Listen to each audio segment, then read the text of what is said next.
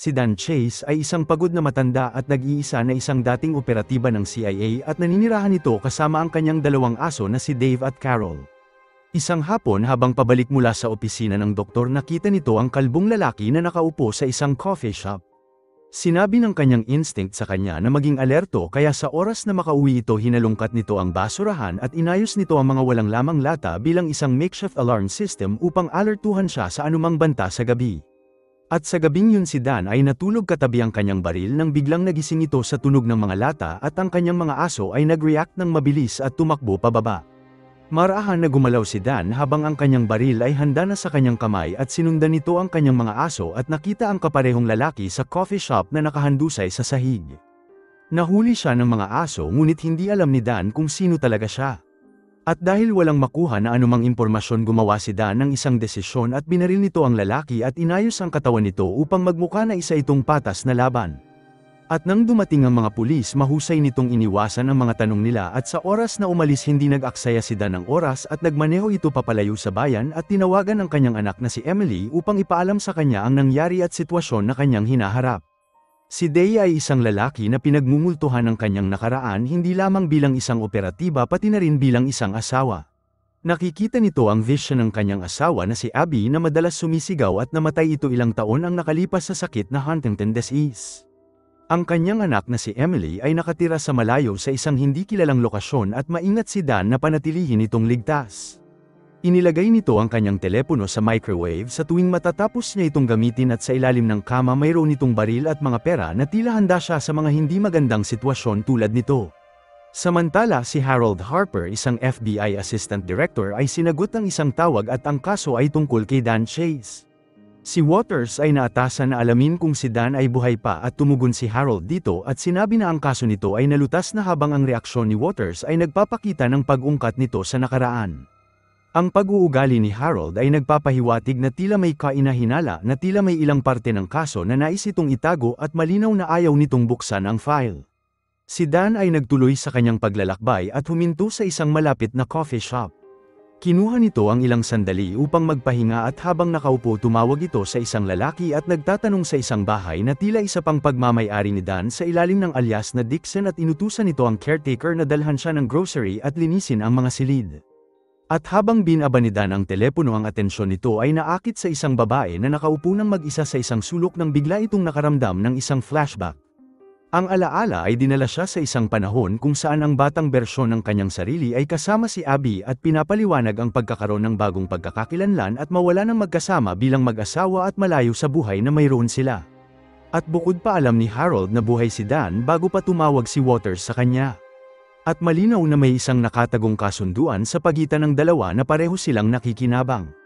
Tinawagan ni Harold si Dan at nagbabala sa kanya tungkol sa transponder na inilagay ng kalbong lalaki sa kanyang sasakyan upang subaybayan ang kanyang lokasyon at inihayag nito na karamihan sa FBI ay hinahanap siya at mahahanap siya sa loob ng 3 minuto. Si Harold at Dan ay may nakaraan at sila ay malapit na magkasama sa isang propesyon na puno ng panganib. At sa paglipas ng panahon si Dan ay patuloy nagbabantay sa buhay ni Harold at nagbigay pa ng pakikiramay nang mamatay ang anak ni Harold. At ngayon pinaalam ni Harold kay Dan na siya ay inutusan na bumalik sa field upang tulungan ng FBI sa paghuli sa kanya. At ang tunay na banta sa likod nito ay si Ferris Hanzad na gustong gumanti kay Dan. Binalaan siya ni Harold na ang mga FBI agent na sinusundan siya ay hindi niya dapat maliitin. Sila ay mga armado at mapanganib at ang tanging paraan kay Dan na makaligtas ay mawala ng tuluyan. Gayunpaman may kapalit itong malaking bagay at kailangan itong putulin ang lahat ng relasyon kabilang na ang kanyang anak na si Emily. At dahil nakaramdam ng galit at pagkabigo tinawagan ni Dan si Emily at ito ay nalilito at nagagalit ngunit wala itong lakas na baguhin ang lahat. Walang oras si Dan para magpaliwanag at itinapon nito ang transponder sa gilid ng isang kalsada at matagumpay na naiwasan ang mga ahente na sumusunod sa kanya.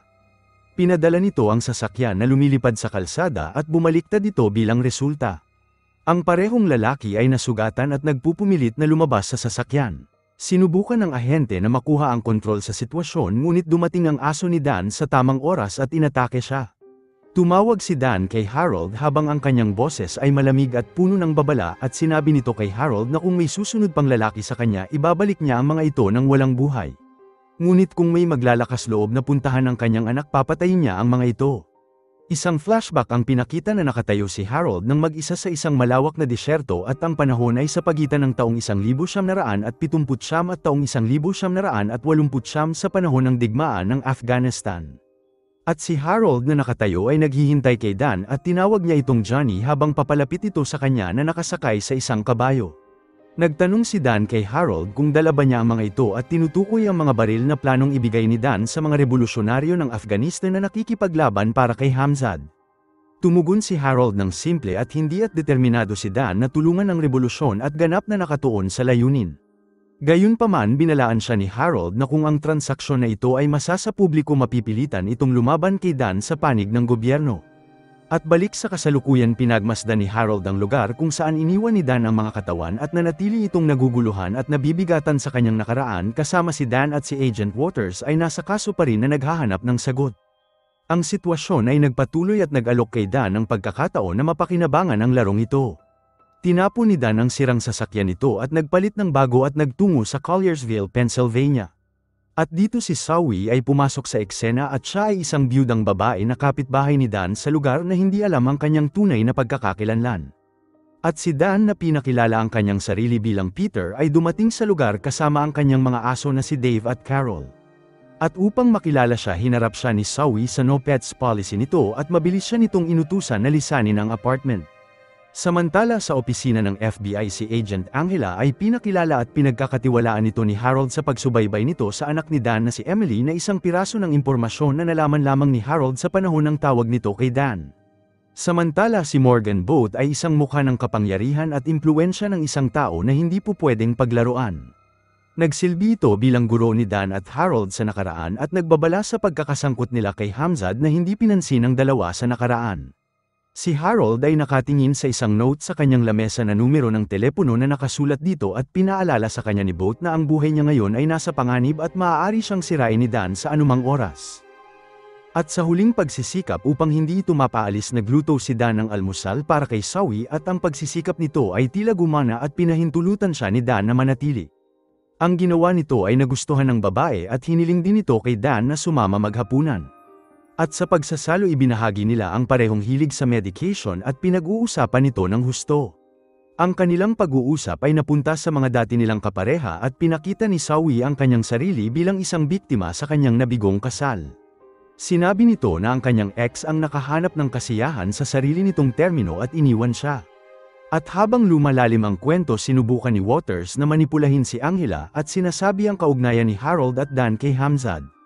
Ikinwento nito ang alamat ng Baba Korkor, isang mythical beast na nilalamon ang lahat ng nasa landas nito na nagmula sa Afghan folklore.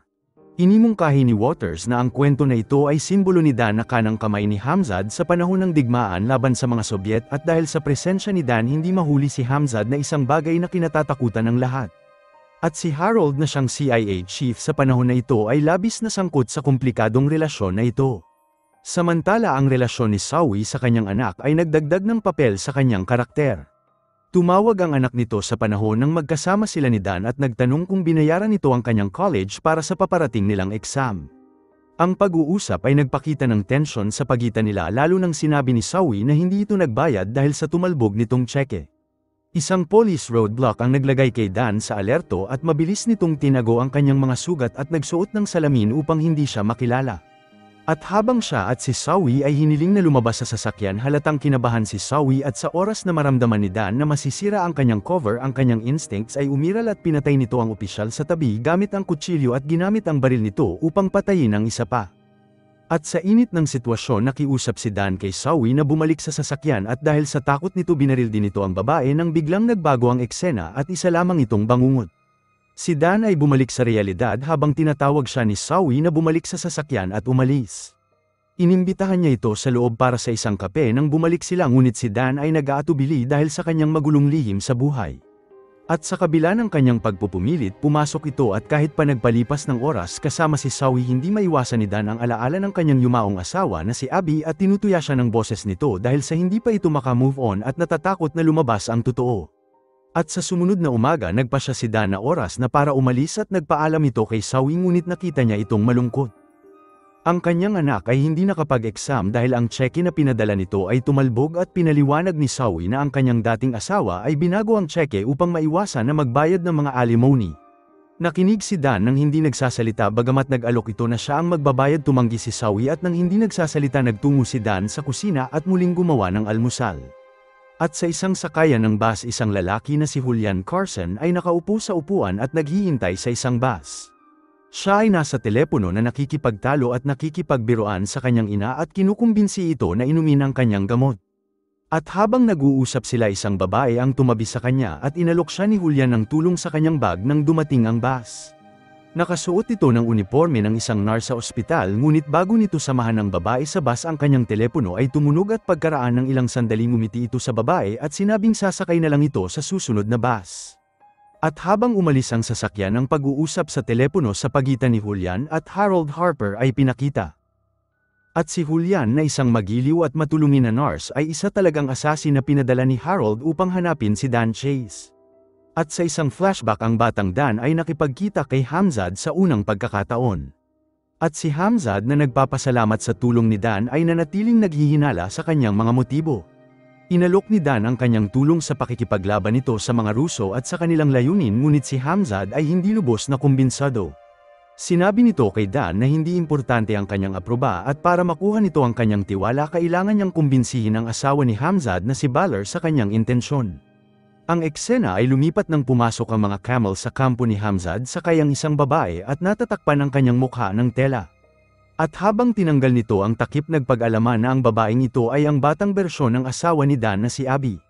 At sa isang punto sa nakaraan si Balor at Dan na kilalang Johnny ay umibig sa isa't isa at planong tumakas ng magkasama. At si Harper na tila tinutulungan sila at ang kahihinatnan ng desisyon na ito ay bumabalik na sa kanila. At balik sa kasalukuyan naghanda si Dan na umalis sa bahay ni Zoe at magtungo sa Montana at gumawa ito ng dahilan ngunit mabilis na pagtanto ni Zoe na ang mga pulis ay talagang hinahanap siya. Pinilit niya ito na magsalita at inihayag ni Dan na siya ang sangkot sa digmaan na hindi pinahintulutan ng gobyerno ng Amerika. Inamin nito na gumawa siya ng isang bagay na naglagay sa kanya sa problema at ngayon ang mga taong ito ay hinahabol siya. Sinubukan nitong kumbinsihin si Zoe na sumama sa kanya ngunit bago pa sila magpatuloy nakatanggap si Dan ng tawag kay Emily at sa kanyang gulat hiniling ni Emily na makausap si Zoe. Nag-alinlangan si Zoe ngunit kinuha ang telepono at si Emily ay nagmakaawa kay Zoe at pinaliwanag kung bakit nitong dapat pagkatiwalaan si Dan. At habang nakikinig si Zoe ang eksena ay lumipat sa isang parking lot kung saan lumalabas si Emily ay si Angela na siyang tauhan ni Harold. Ang mga bagay ay nagtaas ng tanong tungkol sa kaalaman ni Harold sa tunay na pagkakakilanlan ni Emily. Bagamat inilihis ni Angela ang anumang paghihinala sa pagsabi na si Emily Chase ay nagpakamatay sa taon ng 2003. At sa bahay ni Zoe sinabi nito kay Dan na dapat siyang umalis sa bahay sa oras na makabalik ito. At habang naglalakad ito patungo sa kanyang sasakyan nakaramdam ito ng pagtataksil at nagsimula itong makaramdam ng breakdown. Ang kanyang isipin ay nagambala ng ingay sa kanyang bintana at tumingin ito sa sasakyan ni Dan kung saan hindi mapakali ang kanyang mga aso at sinusubukan na lumabas. At habang papalapit ito nakita nito ang butas sa bintana at nakita kung paano nahihirapan si Dan habang inaatake ni Julian na siyang lalaki mula sa bus stop. At si Julian gayunpaman ay hindi napansin si Zoe at pinakawalan nito ang mga aso ni Dan na umatake kay Julian at pinatomba ito upang makabawi si Dan. Kinuha ni Dan ang isang baril at pinaputukan si Julian at mabilis na pigilan ang banta.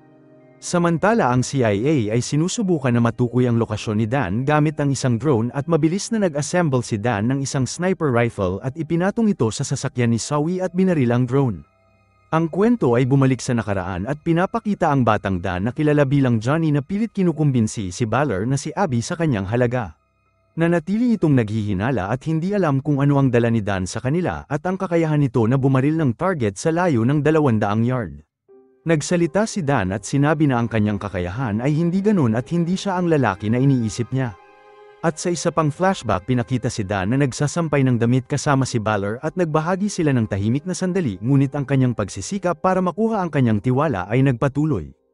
At sa wakas si Balor ay nagbahagi ng kanyang nakaraan at sinabi nito kung paano nagbabago ang mga Amerikano sa paglipas ng mga taon at para sa kanya may dalawang klase ng mga Amerikano, isang gagawin ng lahat para sa prinsipyo at isang Amerikano na gagawin ng lahat ng karahasan para makamit ang kanyang layunin. Hindi ito tiyak kung alin si Dan sa dalawang klase na ito at nag-aalala sila sa kanya. At balik sa kasalukuyan, isang takot na sawi ang lumabas sa likod ng sasakyan na labis ang stress, ngunit nakatayo si Dan malapit sa kanya na kalmado. Si Dan lamang ang nagsasalita at inutusan nito si Sawi na tawagan ang kanyang anak na si Jason at sabihin sa kanya na nasa ayos lamang ito. Sinabi rin nito na balaan si Jason tungkol sa hindi may iwasang pagbisita ng FBI sa kanyang bahay. Ang ugali ni Dan ay tila nakakaaliw na parabang sinusubukan nitong tanggalin ang kanyang takot sa kabila ng nangyari. At sa lalong madaling panahon na iwasan nila ang mga FBI at nawala sa radar nila sa loob ng higit 3 araw. Samantala si Angela na kilala rin bilang Emily ay gumugol ng oras kasama ang apo ni Harold at pinag-uusapan nila ang kaso, ngunit napansin ni Harold ang hindi pangkaraniwang pag-aayos ni Angela sa asawa ni Dan. Ang kanyang pagkakasangkot sa aspeto ng kaso ay tila lumabas bagamat maingat nitong nailihis ang anumang paghihinala sa kanya. Tinawagan ni Emily ang kanyang ama na si Dan upang malaman ang kanyang mga susunod na hakbang. At sa mga sandaling yun si Dan at Sawi ay nasa Colorado, ngunit plano nitong lumipat sa Los Angeles sa susunod na araw.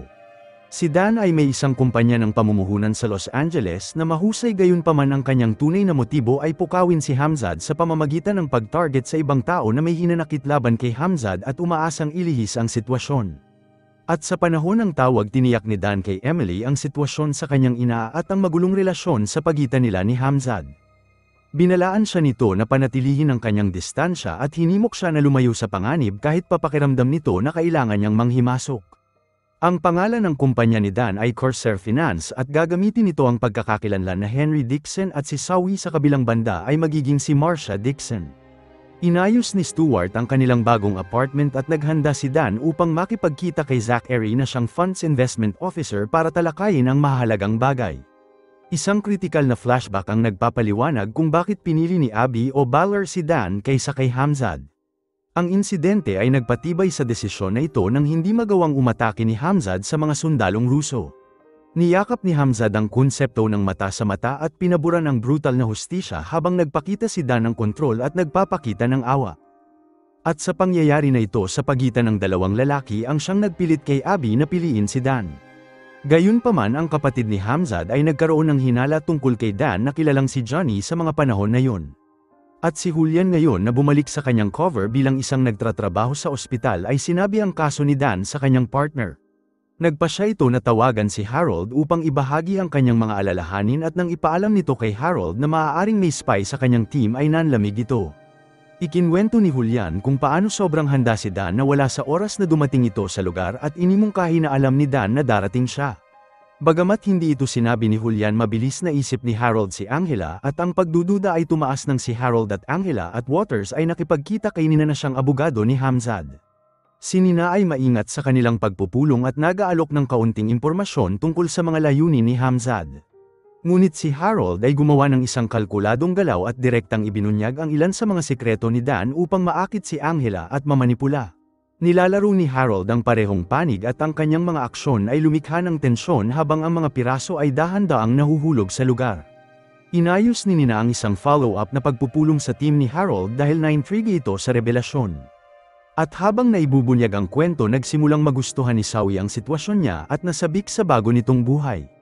At biglang nabuo sa kanyang isip na ibaliktad ang sitwasyon kay Dan kapag bumalik ito. At si Dan sa kabilang banda ay nakipagkita kay Zachary at itinulak ang Corsair Finance na mamuhunan sa arson mining. Si Zachary ay nagulat sa pagpupumilit ni Dan at pinilit ito sa mas marami pang impormasyon. Inihayag ni Dan na ang kanyang interes sa kumpanya ay nasa may-ari na si Selimvovich na isang pangungahing tauhan sa nakaraan ni Dan, at ito ang Rusong sundalo na dinukot niya noon, ngunit iniligtas din niya nang nais itong patayin ni Hamzat. At ngayon plano ni Dan na gamitin si Sulam laban kay Hamzat para isulong ang kanyang sariling agenda. Isa itong mapanganib na sugal, ngunit tiwala si Dan na magtatagumpay ang kanyang plano. At nakaupo sa isang eroplano patungo sa isang hindi kilalang destinasyon, si Angela at Harold ay hinarap ang isa't isa at sinubukan ni Angela na basagin ang tensyon, ngunit tila mas lumala lamang ito. Nakaramdam si Harold ng pagtataksil at sinabi na tila parang hindi na niya pamilya si Angela. Sinubukan tiyakin ito ni Angela sa kanya at iginiit na siya pa rin ng Angela na kilala niya, ngunit ang mga salita nito ay nagpataas sa hinala ni Harold at nahihirapan ito na pumili sa katapatan sa pagitan ni Harold at Dan na siyang dalawang ama niya sa kanyang buhay. At sa isang flashback sa Afghanistan, ang isang mas matandang Abby ay sinasang-ayunan si Dan tungkol sa kasalukuyan. At sa kasalukuyan sa isang tahimik na hapunan kinumpontra ni Zoe si Dan sa kanyang mga kahilingan at umaasang tatanggi ito. At sa halip na natiling nagulat si Dan at marahan na sumang-ayon sa kanyang mga kagustuhan. Pinaliwanag nito na ang kanyang gusto ay ang kaligtasan ng kanyang pamilya at para sa kanya ang pera ay walang halaga kung hindi nito mabibigay ang seguridad. Inihayag ni Dan na si Emily ay nasa panganib at kailangan nitong umalis upang matiyak ang kanyang kaligtasan. Ang kanyang destinasyon ay sa Morocco at sa kanyang gulat pumayag si Zoe na sumama sa kanya. At sa isa pang flashback si Hamzad at ang kanyang kapatid ay nagtatrabaho pa rin upang sirain si Pavlovich at kumpiyansa na magtatagumpay sila sa kanilang pagpapahirap sa lalaki.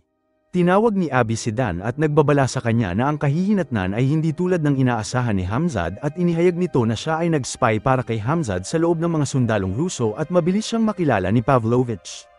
At kung mangyari ito ilalantad siya nito kay Hamzad bilang isang ahente at pinaliwanag ni Abby ang kanyang dahilan at sa oras na umalis ang Soviet magkakaroon ng isang taong makapangyarihan at naniniwala ito na ang taong yun ay si Hamzad na may kakayahang pangunahan ang bansa. Gayunpaman tumanggi ito na ibahagi ang impormasyon na ito kay Hamzad dahil alam nito ang kahihinatnan ng may ganoong klaseng kapangyarihan.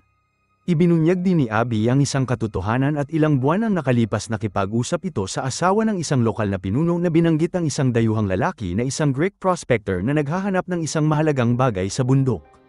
Natuklasan ng mga Soviet ang mineral sa lugar nang hindi lubos maisip na halaga at inilihim ni Abby ang lokasyon nito at natatakot na ang labis na kapangyarihan ang sisir kay Hamzad at mapupunta ito sa mas madilim na landas.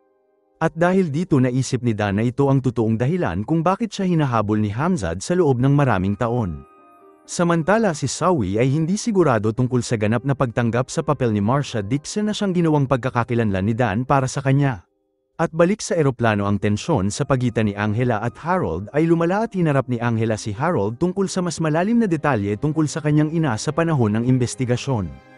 Ang kanilang pag-uusap ay mas bamigat sa mga implikasyon habang pareho silang nagtatalo sa katotohanan na tinatago nila.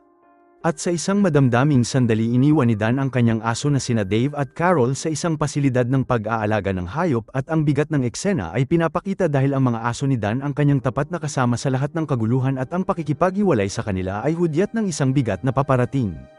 At sa ibang lugar nakatanggap si Waters ng isang misteryosong tawag mula kay Morgan Boat at inutusan ito ng kanyang boss na sumunod sa anumang bagay na gusto ni Boat nang wala ng tanong pa. Ang nais ni Boat ay simple at gusto nito si Waters na maging bahagi ng team na ipapadala upang kunin si Harold Harper. At sa kaparehong oras naglakad si Julian sa isang parlor kung nasaan si Boat at sa isang sandali pinaliwanag ni Boat ang kaguluhan na nakapalibot kay Dan ay hindi kasalanan ni Julian. Pagkatapos ay sinabi nito na naglagay siya ng spy sa team ni Harold at ginawa nito ang isang bagay na gagawin ng mabuting ama. Nang magtanong si Julian kung si Boat ba ang ama ni Dan, sumagot ito ng hindi sigurado at higit pa tinukoy din ito si Harold bilang kanyang anak na nag-iwan kay Julian kung nagsasalita ba ito ng metapora o kung may malalim na katotohanan sa kanyang mga salita. Pagkatapos ay inutusan ni Boat si Julian na saktan ang kanyang mga anak isang nakakagimbal na utos na may kasamang pagtataksil. At habang si Dan at Zoe ay dumating sa bahay ni Zachary at iginiit ni Zoe ang pakikipag-usap nito kay Zachary. Naghintay si Dan sa labas na nawala sa isa pang vision nito kay Abby at ang alaala nito sa kanya ay hindi pa rin niya mabitawan pati ang konsensya sa pagkamatay nito. Nagpatuloy ito sa pagkulong niya kay Abby sa kanyang isipan at hindi niya ito kayang kalimutan ng emosyonal. Kalaunan ay bumalik si Zoe na may ngiti sa kanyang mukha at nakumbinsi si Zachary na pumayag sa kanilang plano. Samantala si Harold at Angela ay dumating sa North Africa kung saan binigyan ni Hamzad si Harold ng imposibleng gawain at hanapin ang manifest sa eroplano na ginamit ni Dan at Abby sa panahon ng kanilang pagtakas sa taon ng 1987. Alam ni Hamzad ang mga detalye na ito dahil inayos nito ang exfiltration para sa kanyang mga assess noon. At sa kabila ng paghanap sa manifest sinina na pinagkakatiwalaan ni Hamzad ay pinaalam sa kanila na hindi ito sapat. At ang grupo nito ay plano na maglabas ng isang memorandum na magpapabagsak sa reputasyon ni Harold. At si Angela na hindi handang sumuko ay nagmungkahi ng solusyon na patayin si Hamzad. Ang kanyang plano ay palabasin na walang kinalaman si Harold sa lahat ngunit ang panganib ay napakalaki. At sa kanilang hideout si Zoe ay nagkaroon ng malinaw na pag-uusap at sinabi ni Zoe sa kanya kung paano nito naramdaman na tila siya ay isa ng kriminal at hinamon nito ang kanyang pananaw sa sarili.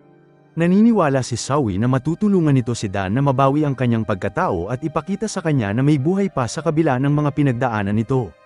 At siya ang kapareha na kailangan ni Dan upang ipaalala sa kanya kung ano pa ang mga natitira kahit pa na matapos nito ang kanyang trabaho kay Dan. Isang anino ang lumitaw mula sa kadiliman at kinuha si Emily papalayo kay Dan at isang batang Abby ang nakatayo sa malapit at nakatingin sa kanya. Ang imaheng ito at nanatili sa isipan ni Dan habang siya at si Sawi ay nakaupo sa eroplano patungo sa Morocco. At sa kanilang pag-alis nagbigay si Dan ng payo kay Sawi na iwanan ang kanyang pangalan at pagkakakilanlan ng ligtas kung saan maaari niya itong balikan kung sakali. Hindi pumayag si Sawi at naniniwala na sa oras na pumasok siya sa mundong ito ay wala nang atrasan pa at ang bigat ng buhay na pinasok niya ay mahirap ng takasan. Samantala tinawagan ni Cheryl si Harold nang may masamang balita at ang bureau ay inaakusahan si Harold na nagkulong ng isang takas at tinulungan nitong makatakas habang binigay nito ang telepono kay Boat na nasa bahay ni Harold sa mga oras na yun. Hinarap ni Harold si Boat sa paglagay nito kay Angela sa kanyang panig at pinaliwanag ni Boat kung paano ito nangyari lahat. Ngunit nang inimungkahi ni Boat na abandonahin si Angela matatag na tinanggihan ni Harold ang ideya na ito at hiniling na ibasura ni Boat ang lahat ng plano niya. At sa Morocco si Waters Julian at ang partner nito na si Mark ay naghihintay ng mga utos kay Boat na itinalaga sa kanila. At si Dan na pinapaliwanag pa rin ang masalimuot na mundo niya kay Sawi at inihayag nito na ang mga taong katulad niya ay minamanipula ang mga impormasyon at kinokontrol ang sitwasyon. Si Sawi at Dan ay naghanda na dumalo sa isang pagtitipo na pinangangasiwaan ni Solomon Pavlovich na siyang susi sa kanilang plano upang lumaban nito kay Hamzad. Sumakay sila sa isang bangka patungo sa isla ni Pavlovich kung saan binahagi din ni Dan na sikreto itong nakikipag-ugnayan kay Emily sa pamamagitan ng pagsubaybay sa balanse sa kanilang pinagsamang bank account ngunit nagpapahiwatig ito na patungo si Emily sa kanya. Gayunpaman si Dan ay walang alam sa pagkakasangkot ni Harold at mas pinapagulo nito ang mga bagay. Habang si Emily at Harold ay pinagpatuloy ang kanilang paglalakbay at nagkaroon sila ng pag-uusap tungkol sa kalikasan ng sakripisyo at pagmamahal. Nagtanong si Harold sa impluwensya ni Dan at sa katapatan nito bilang ama at sa mga sandaling ito ang mga malalim na emosyon sa paligid nila ay mas tumaas. Isang flashback ang dinala tayo sa desisyon ni Dan na palayain si Pavlovich upang maprotektahan nito si Abby. Ang pangyayaring ito ay naging mitya dahil nagdulot ito ng hinala kay Hamzad tungkol sa motibo ng kanyang asawa at ang paghihinala na ito ay nagtulak kay Abby at Dan na tumakas ilang taon ang nakalipas. At balik sa kasalukuyan si Dan at Sawi ay dumating sa event ni Pavlovich at si Dan na hindi sigurado kung makilala siya ay iniwan si Sawi sa bar upang asikasuhin ito ng mag-isa. Ngunit nakilala siya ni Pavlovich at nilinaw nito ang lahat ng kanyang utang at ng pagligtas ni Dan ang pinakamahalaga. Gayunpaman nang sa tingin ni Dan na mapupunta ang usapan nila sa kanyang kagustuhan lumapit si Nina kay Sawi sa bar at nagpapahiwatig na may kakaibang mangyayari. Ang pag-uugali ni Pavlovich ay nagbago at inihayag nito na si Hamzad ay nakipag-ugnayan na sa kanya. At kung mahahatid ni Pavlovich si Dan nangako si Hamzad sa kanya ng magandang kapalit. Bagamat pinagtaksilan na gawa ni Dan na makatakas ulit at nagpa siya na huwag patayin si Pavlovich sa pangalawang pagkakataon. Isa itong pagpipilian na sumalamin sa kanyang awa ngunit inilagay siya nito sa mas matinding panganib. At sa paliparan si Emily at Harold ay nakita ang mga ahente at inihayag ni Emily na siya ang tumawag sa mga ito upang samahan si Harold pauwi at umaasang nasa ligtas ito. At habang nag-uusap sila ibinunyag ni Harold ang plano ni Boat kay Emily na handang isakripisyo ang kanyang pagkakakilanlan upang protektahan ang legacy ni Harold. At sa isang masakit na sandali nagbahagi sila ng yakap at alam na malabo na silang magkita pang muli. At habang bumaba si Harold sinalubong siya ni Julian at napagtanto ni Harold ang panganib. At sa pagtingin nito sa labas nakita nito si Waters at ang katotohanan ay tumama sa kanya at si Boat ay naglagay ng target kay Emily at hindi si Harold at walang intensyon si Boat na kunin ang aproba ni Harold para sa plano at plano nitong saktan silang lahat. Si Emily ay nawala sa oras na bumalik si Harold sa itaas at tila naligaw sa kaguluhan. At sa dock sa lungsod si Sawi at Dan ay hinarap ni Harold at ang kanyang mga salita ay malamig at mabilisan dahil si Emily ay kinuha ng matanda. Ang mundo ni Dan ay muling bumaliktad at ngayon ay kailangan nilang magtulungan upang mailigtas siya. Si Emily ay hawak nila Waters at nagkampo sa isang basement at inihayag ni Marty kay Julian na gusto nitong magtrabaho ng iba maliban sa ginagawa nila ngayon at iniisip nito ang isang bagay na tila malapit sa kalikasan. Samantala si Waters ay nakatanggap ng tawag mula kay Harold na sinusubukan hanapin ang kanilang lokasyon at nanatili si Sawi kasama si Dan at sinabi nito ang isang bagay na napansin niya kay Nina. At sinabi rin sa kanya ni Dan na mag-focus sa mga maliit na detalye na maaaring humantong sa malaking revelasyon. At habang nakikipag-usap kay Nina sa bar napansin ni Sawi ang panandaliang lungkot sa mukha ni Nina nang binanggit nito ang kaligtasan at nagtanong kung ligtas ba siya. Kinuha ito ni Sawi bilang senyales na may maaaring tensyon o hindi pagtitiwala sa pagitan ni Nina at Hamzad. Gayunpaman nang ibahagi niya ito kay Dan hindi niya ito pinansin at naniniwala na masyadong nag-iisip si Sawi. Si Dan ay nakipagtalo na si Hamzad ay hindi kukonsintihin ang hindi katapatan para sa kanyang mga kasama. Pagkatapos ay nakipag-ugnayan si Harold kay Dan at inihayag na isang kasunduan ang inayos nito kay Boat. Si Dan ay nabigyan ng dalawang pagpipilian kung saan isusuko nito ang kanyang sarili at dadalhin sa isang eroplano kung saan nais siya ni Hamzad o dadalhin ni Boat si Emily kay Hamzad. At dahil dito pumayag si Dan na isakripisyo ang kanyang sarili bilang kapalit ng kalayaan ni Emily. Si Sawi ay nagulat sa desisyon ni Dan nang hindi man lang nag-iisip ng ibang plano at hindi nito maintindihan kung bakit ang katulad ni Dan ay hindi man lang nag-iisip ng ibang paraan kung saan magiging ligtas silang pareho ni Emily. Nakita ni Sawi si Dan bilang isang lalaki na halos hindi napipigilan at isang tao na kayang makamit ang anuman at sa kabila nito nakita niya itong gumawa ng mga hindi kapani-paniwalang bagay sa kabila ng kanyang edad. Ngunit para kay Dan ang pinakaimportante ay ang kaligtasan ng kanyang anak at wala ng desisyon pa ang mas importante para dun. Nagpaalam ito kay Sawi sa huling pagkakataon at sinabi na bumalik siya sa kanyang normal na buhay na malayo sa panganib na nakapalibot sa kanya. At sa isang flashback hinarap ni Hamzad si Abby at Dan tungkol sa kanilang desisyon na palayain si Pavlovich. Inamin ni Abby ang katotohanan at siya ay nakikipagtulungan sa mga Russian at nagbibigay sa kanila ng impormasyon na magpapalakas sa posisyon ni Hamzad. Habang tinanggap ni Hamzad ang kanyang paliwanag may mas malaking problema na bumabagabag sa kanya. At hindi nito matanggap ang katotohanan na si Abby ay hindi talaga tapat sa kanya. Ang galit ni Hamzad ay lumala nang tumanggi si Abby na sabihin nito ang lokasyon ng minahan na natuklasan nito sa Panzer. Nais nitong malaman ang lokasyon dahil magbibigay ito ng estratehikong kalamangan sa kanya sa rehiyon ngunit hindi ito binigay ni Abby sa kanya. Naiintindihan nito ang panganib sa kaalaman na ito at natatakot na baka ang ambisyon ni Hamzad para sa kapangyarihan ay maaaring ikasira niya. Tumanggi ito na ibahagi ang lugar ng minahan dahil alam nito ang gagawin ni Hamzad kung mapapasaka niya ito. At sa sitwasyon na ito inihayag ni Abby ang kanyang mas madilim na panig ng kanyang sarili at pinaalala nito kay Hamzad ang kanyang kahalagahan sa kanyang buhay at kung wala siya wala sa mga tagumpay niya ang magiging posible. Ang kanyang salita ay nagsilbing paalala kay Hamzad na mga nagawa nito para sa kanya at hiniling nito ang kanyang tiwala.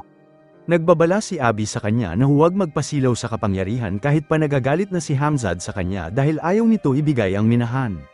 Si Hamzad na labis ang pagkabigo ay binigyan si Dan ng ultimatum at sinabi nito kay Dan na kailangan niyang umalis sa kinabukasan. Isang alaala din sa nakaraan kung saan ang batang Harold na nawala ang kanyang sarili dahil sa hindi inaasahan hiling ni Dan na alisin silang pareho ni Abby sa lugar. Si Harold ay kitang-kitang nanginginig at nag-aalala na si Hamzad ay magiging tinik sa kanilang panig dahil sa mga nalalaman nito. Hinimok ni Harold si Dan na patayin si Hamzad bago sila umalis ngunit hindi ito magawa ni Dan at ang hinala ni Harold kay Hamzad ay nagkatotoo. At sa kasalukuyan habang kasama si Dan pinaalala nito sa kanya ang banta na dala ni Hamzad. At balik sa basement si Marty ay naalarma nang mapansin nito ang maraming bilang ng lalaki na paparating at pumwesto sa mga kalapit na gusali. Naghinala sila sa mga lalaking ito ay nagtratrabaho para kay Hamzad at samantala si Dan at Harold ay sinamahan ng mga Moroccan police sa lokasyon kung saan magaganap ang palitan nila Hamzad. Si Harold na hindi pa rin nasasagot ang mga tanong ay lumingon kay Dan at nagtanong sa paglipad na gustong malaman ni Hamzad. At sa kabila ng pagpupumilit ni Harold na alamin ang impormasyon na natiling hindi nasiyahan si Hamzad. At pinilit ni Harold si Dan at nagtatanong ngunit nanatiling tahimik si Dan at tila alam ni Dan ang sagot sa mga ito at nakiusap si Harold sa kanya na ibahagi ang katotohanan upang kapag nagtanong si Emily tungkol dito ay mabibigyan niya ito ng sagot. Si Dan ay nanatiling tahimik sa una ngunit kalaunan ay nagsimulang ibunyag ang ilan sa kanyang mga insecurities tungkol kay Abby. At sa nakaraan isiniwalat ni Pavlovich kay Dan kung paano siya natagpuan ni Abby sa panahon ng kanyang kolehiyo sa Russia at binihisan siya para maging asset sa kanyang mga plano sa Afghanistan. Ngayon ay nangangamba si Dan na maaaring ginawa ni Abby ang kaparehong bagay sa kanya at minanipula siya upang tulungan siyang makatakas sa oras na magawa nito ang gusto niya.